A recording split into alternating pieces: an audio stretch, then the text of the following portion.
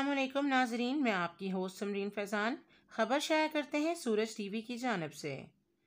عظیم مذہبی اور روحانی سکالر، محسن اردو اور عالمی شہرت یافتہ کتاب رواں طبع کے مصنف پیر عبدالخالق حسنات کی نئی کتابیں افکار حسناتہ اور تحقیقات حسنات منظر عام پر آ چکی ہیں۔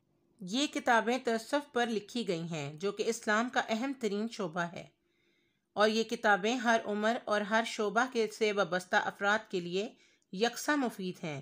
یہی وجہ ہے کہ عالمی شہرت یافتہ کتاب رواں طبع کے مصنف پیر عبدالخالق حسنات کو مختلف ممالک کے علماء مشائخ نے یہ کتابیں لکھنے پر مبارکباد پیش کی۔ یوں تو اس دنیا میں بڑے بڑے شہرت والے، حکومت والے، اقتدار والے آئے، مگر ضروری نہیں کہ زمین ان کے وجود سے خوش ہو۔ بعض لوگ زمین پر پاؤں رکھتے ہیں تو زمین پناہ مانگتی ہے۔ ایسے برے آدمی کے پاؤں پھر نہ مجھ پر پڑیں۔ اور کچھ لوگ ایسے ہیں، جب زمین ان پر قدم رکھتی ہے تو زمین ان کے قدموں کو چومتی ہے اور خواہش کرتی ہے کہ یہ اللہ کا نیک بندہ پھر بھی کبھی گزرے۔